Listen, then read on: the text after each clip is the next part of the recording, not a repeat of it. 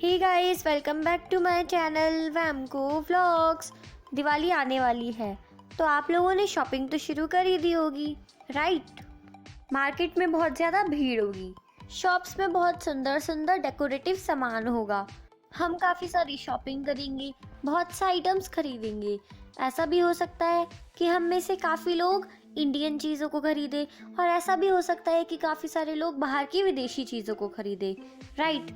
तो इस हिसाब से देखा जाए तो दिवाली होने पर जितना मुनाफा हमारे इंडियन मार्केट को होगा उतना ही मुनाफा बाहर के बाज़ारों को भी होगा। जब भी इंडिया का कोई भी फेस्टिव सीज़न आता है या फिर कोई बड़ा फेस्टिवल आता है तो पूरा वैश्विक बाज़ार है दुनिया का, वो पूरा अफेक्ट करता है। इंडिया को जितना प्रॉफिट होता है उससे ज़्यादा प्रॉफिट तो बाहर की विदेशी मार्केट को होता है। मैं क्या करूं, फिर जॉब छोड़ दूं? नहीं, जॉब छोड़ने की बिल्कुल ज़रूरत नहीं है, वो तो बहुत मुश्किल से मिली है। लेकिन अगर आप कुछ करना ही चाहते हैं तो इस बार दिवाली पे बाहर की विदेशी चीज़ों को ना खरीद के इंडियन चीज़ों को खरीदिए। अच्छा, मेरे पास इस चीज़ का एक बहुत ही अच्छा एग्जाम्पल है। चलिए, मान लीजिए आप 1 महीने तक रोज़ बाहर का खाना खाते हैं तो एक दिन की 600 रुपये लगाकर महीने भर के लगभग 18,000 रुपये। लेकिन क्या घर के खाने का हर महीने का खर्चा 18,000 रुपये आता है? समझ रहे हो? समझ रहे हो ना? चलिए हम इसे दूसरे पॉइंट ऑफ व्यू से देखते हैं। दिवाली पर मिट्टी के दिए मिलते हैं मार्केट में, है ना। लेकिन हम लोग क्या करते हैं, बाहर के आर्टिफिशियल डेकोरेटिव डिज़ाइनर दिए खरीदते हैं और मिट्टी के दियों को अवॉइड करते हैं। क्यों? सही कहा ना मैंने। लेकिन अगर हम इस दिवाली पर अपनी स्वदेशी इंडियन चीज़ों को यूज़ करेंगे तो क्या ये दिवाली हैप्पी नहीं होगी। तो इसलिए हमें कोशिश करनी चाहिए कि हम इस बार दिवाली पे ज़्यादा से ज़्यादा इंडियन चीज़ें खरीदें, बाहर की चीज़ों को अवॉइड करें।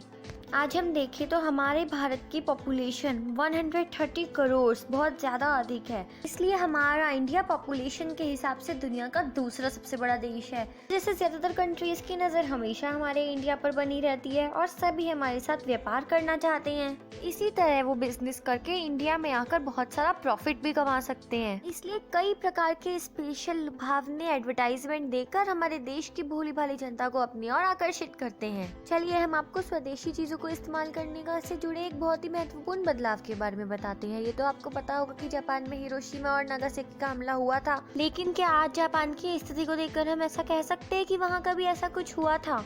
हिरोशिमा और नागासाकी में अटैक हुआ था 9 अगस्त 1945 में और उसके 2 वर्ष बाद 15 अगस्त 1947 में हमारा देश आज़ाद हुआ था। इन 2 वर्षों में ज़्यादा अंतर नहीं है, लेकिन ज़्यादा है तो इंडिया और जापान के बीच के विकास दर, क्योंकि वहाँ पर स्वदेशी चीज़ों का इस्तेमाल किया जाता है। ऐसे ही हमें इंडिया में भी करना चाहिए। But that's not our fault, we don't even know about Indian companies. चलिए अब हम आपको कुछ मेजर कंपनीज के बारे में बताते हैं। ऐसा भी हो सकता है आपको इनके बारे में पहले से ही पता हो या फिर ये न्यूज़ आपके लिए शॉकिंग हो।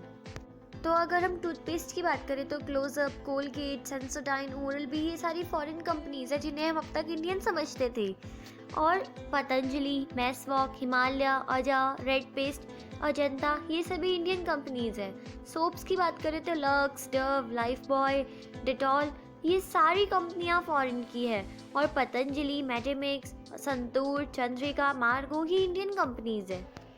अब शैम्पू तो पीछे रह नहीं सकता है। Clinic plus, Pantene, head and shoulder, Sunsilk, ये सारी फॉरेन कंपनीज है। Do you believe it? और पतंजलि, मेडिमिक्स, वाटिका, पार्क एवेन्यू, विप्रो, ये इंडियन कंपनीज है। सीरियसली ये मेरे लिए भी बहुत ज़्यादा शॉकिंग है। मैंने टीवी पर life boy, clinic plus, Pantene, head and shoulder, इनकी इतनी ऐड देखी है, वो भी इंडियन एक्टर्स की तरफ से, कि मुझे तो लगा था कि ये इंडियन कंपनीज ही होगी, but no, these are foreign companies. हम में से कई लोगों का सपना विदेशों में जाकर रहने का है। Father of the nation Mahatma Gandhi, वे भी तो वकालत की पढ़ाई करने के लिए वहाँ गए थे और बैरिस्टर बनकर विदेशों में ही प्रैक्टिस करते थे।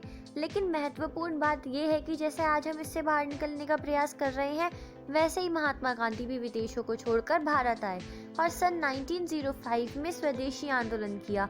भारत का अपने हाथों से बना हुआ खादी का वस्त्र पहना।